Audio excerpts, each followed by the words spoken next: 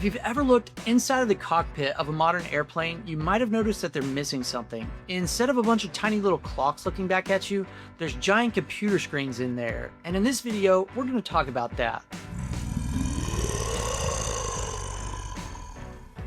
Welcome back to Free Pilot Training. Today we're taking a deep dive into the digital age of aviation. Now the FAA calls these systems advanced avionics, but a lot of pilots call them digital flight instruments or electronic flight instruments. I call this the glass cockpit. If you were trained to fly on traditional steam gauges, looking at a glass cockpit for the first time can make it seem like you're looking at the dashboard of an alien spaceship. But don't worry, all the information that you need to fly an airplane is exactly the same as it's always been. It's just presented in a little bit different way that's designed to make flying easier. By the end of this video, you're going to know exactly how to read these screens, and I'm also going to talk about how the systems behind these screens work, and most importantly, what to do when they fail. Let's jump into the left seat of our airplane and take a look at the star of the show, the primary flight display. The primary flight display, or PFD, is the main unit positioned right in front of the pilot. This single screen replaces your traditional six-pack of analog instruments. Here on the PFD, you'll find all the traditional flight instruments. Here we have the airspeed indicator, the attitude indicator, the altimeter, the vertical speed indicator, the turn coordinator, and the heading indicator. Now, unlike the six-pack of washboard abs that you traded in for a washing machine, upgrading from these old analog six-packs over to the digital system is actually really nice. Glass cockpits are very easy to read, and the layout of these instruments is highly standardized across different manufacturers. Whether you're flying with a Garmin, a Dynon, or some other fancy system, these primary flight displays are set up almost exactly the same. And this is great news for pilots who are kind of stupid like me, because it makes transitioning to a new, unfamiliar aircraft incredibly easy. So let's break down exactly where everything is located, starting right in the middle. Right here in the dead center of the PFD, we have what is probably the most important instrument, the digital attitude indicator. This guy shows us our pitch and bank information, and as I discussed in the last video, it's placed right in the middle of everything to anchor your instrument cross-check. But I want you to notice how the artificial horizon extends all the way across the entire screen. This is very common on these newer displays, and this wide field of view makes it incredibly easy for you to read your pitch attitude at a glance. Then across the top of the artificial horizon, you'll see these tick marks, and these indicate your bank angle. These make it really easy for you to tell when your aircraft is at a 10, 20, 30, 45, and 60 degree angle of bank. Now, instead of the round dials that look like clocks, your airspeed, your altitude, and your vertical speed are now displayed linearly. I like to call these tapes because that's kind of what they look like. On the left side of the attitude indicator is where you'll find the airspeed tape. Then on the right, you'll find the altimeter. And just to the right of the altimeter is where you'll find your vertical speed indicator, or VSI. Unlike traditional steam gauges, these tapes move up and down, and as you speed up, the numbers on the airspeed tape slide down, bringing higher numbers into the center box. As you climb, the altimeter tape does the same. It takes a flight or two to get used to these, but once you do, these can provide incredible situational awareness. Now, these instruments don't just display your current airspeed or your current altitude. They also let you see the numbers that are coming up next. And unlike analog gauges, this can really help you see trends. And this can allow the pilot to control the aircraft with incredible precision. Straight below the attitude indicator is where you'll find your heading information. But this guy is completely different than the gyroscopic heading indicator that you might be used to. In almost all glass cockpits, this is set up as something called a horizontal situation indicator, or HSI. I'll be going into more detail on the HSI in a future video, but this is a brilliant piece of engineering because it combines your heading information with your navigation data onto one single display, and that can really improve your situational awareness as a pilot.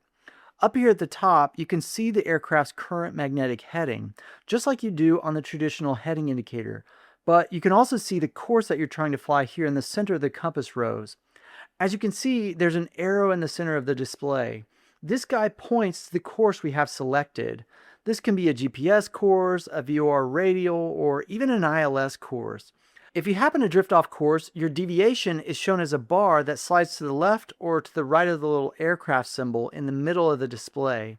If the bar is to the right of your miniature aircraft, your aircraft is to the left of course. All we have to do is turn right toward that bar to get back on track. But what about the turn coordinator? It seems to have disappeared. Where in the world did it go? Nah, we just hid it because you never use it anyway. I'm just kidding. Your rate of turn is actually shown at the very top of the HSI or sometimes at the top of the attitude indicator, depending on the system. It's a curved tape that stretches out as you turn. And just like the traditional turn and slip indicator, it shows you when you're in a standard or a half standard rate turn. But what about the inclinometer or the ball? We all know that we have to step on the ball in order to keep the plane coordinated during a turn. But now there seems to be no ball. Well, you see that tiny sliding bar underneath the roll pointer on the attitude indicator? This has now taken the place of the traditional ball, and a lot of instructors, including me, like to call this guy a doghouse because of its shape. If you don't have any side forces acting on the airplane, the little bar stays perfectly centered under the doghouse. But if you're uncoordinated, the bar will slide out to the left or to the right. Now, instead of stepping on the ball in a glass cockpit, I like to tell students to step on the bar with your rudder pedals, and that'll bring the doghouse back together. And a good-looking doghouse means that you're coordinated in flight. Alright, so that's the primary flight display, but a lot of advanced avionics suites come with an additional screen over on the right-hand side of the primary flight display. This is what we call the multifunction display, or the MFD. If the PFD is your main dashboard, then you can think of the MFD as your ultimate co-pilot.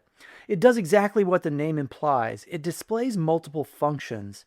Most pilots prefer to use the MFD as a giant, highly detailed moving map display, but it's actually capable of much more than that. You can display live traffic, NextRad data link weather, terrain information, engine and fuel monitoring systems, and on some of them, you can even pull up digital IFR approach plates and charts. This can drastically reduce your workload in the cockpit. But as we'll see in a few minutes, the MFD has one more crucial job. It also serves as a backup to your primary flight display. Now that we know how to read these screens, let's talk about where these screens get their information. Now, I'm sure you already knew this, but the PFD and the MFD are basically just dumb computer monitors. Really expensive computer monitors, but all they do is display data. The real magic happens inside of the computers that are hidden behind the dashboard. On a traditional airplane, the pitot tube and the static port route air directly through physical tubes into the back of the analog instruments. But in an advanced avionics system, those air lines don't go to the screens. Instead, they go to a special computer. Hello, computer. This computer is called the Air Data Computer, or the ADC. Keep in mind, the aircraft still needs to collect ram air from the pitot tube and static air from the static port in order to give you pitot-static information. Some of this air is routed from the static port over to the Air Data Computer. The ADC then measures the static air pressure and computes that data to give you a vertical speed and an altitude indication over on the PFD. It also takes the ram air from the pitot tube, compares that with the static air pressure, and then it computes and gives you an indicated airspeed. But here's what makes the Air Data Computer really nice. In newer aircraft, it's almost always connected to an outside air temperature sensor. And because the ADC knows your altitude, your airspeed, and the outside air temperature, it can mathematically compute your true airspeed for you. And then it can display it for you right there on the screen. No more fumbling for an E6B flight computer in the cockpit. Although you really don't even need to know your true airspeed in flight, we're mainly concerned about our ground speed and our indicated airspeed. In most airplanes, true airspeed is really only used for pre-flight calculations. So the ADC handles the pitot and the static air and calculates all that stuff for us. But where does the attitude and the heading information come from? Well, that's where the Attitude and Heading Reference System, or the AHRS, comes into play. Instead of using spinning mechanical gyroscopes that run on a vacuum pump, the AHRS system uses tiny solid-state electronic sensors called accelerometers and rate sensors. These instantly measure pitch, yaw, and the bank of your aircraft with incredible precision. For your heading, the AHRS system is connected to a sensor called a magnetometer. Now this guy is usually located out on the wing to stay away from the engine's magnetic interference. And this guy works by sensing the Earth's magnetic field. And this is a game changer for pilots because the heading indicator in these newer systems is electronically stabilized by the magnetometer. The AHRS system completely removes the compass errors caused by gyroscopic precession. This means that you never have to manually slave or adjust your heading indicator during flight. It's always perfectly accurate. No vacuum system problems, no precession. I guess you could say that this system doesn't suck. You're welcome. These advanced avionics sound amazing, don't they? They're hyper accurate and they give us incredible situational awareness. But you have to remember, they're still computers.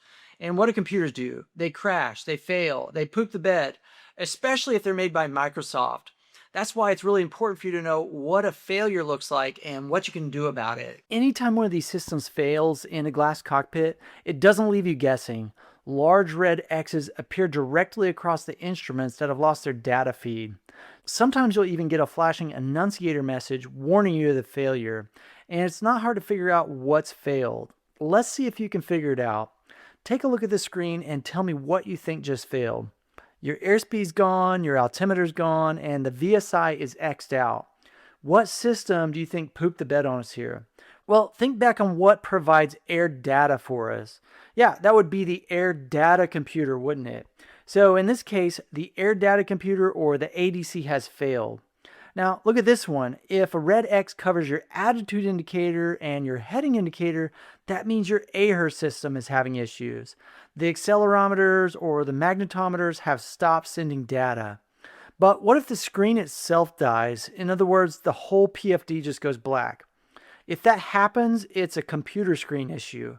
Now, most systems have something called a revisionary mode, and by hitting a specific button, or sometimes automatically, you can force the multifunction display, or MFD, to instantly become a PFD. You do lose your big moving map, but you keep all your primary flight instruments right here on the screen.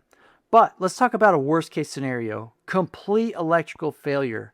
Both screens go black and you have no power. Now what? If you're flying in the clouds, this can be scary. You need a backup. That's why all IFR certified aircraft are required to have mechanical standby instruments. And as an IFR pilot, you need to know that there are 4 required standby instruments anytime you operate under IFR. These are the airspeed indicator, the attitude indicator, the altimeter, and the magnetic compass. These instruments give you information by using systems that are completely separate from the primary systems. The airspeed indicator is plumbed directly into the pitot-static system, bypassing the air data computer. The attitude indicator is usually operated by a standby battery or an independent vacuum system. And the altimeter is also plumbed directly into the static port. And then there's the magnetic compass. Well, that just uses the Earth's magnetic field, just like it always has. If you lose your screens, you'll have to transition your eyes over to these standby instruments.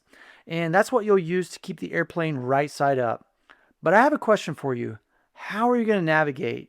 Your HSI is gone, your moving map is gone. Well, unfortunately, you'll have to do it like they did in the old days. You'll have to rely on paper charts and, more likely, downloaded charts if your iPad is still working. And this is what you'll use to get yourself safely to the ground. So always, always, always have a backup plan.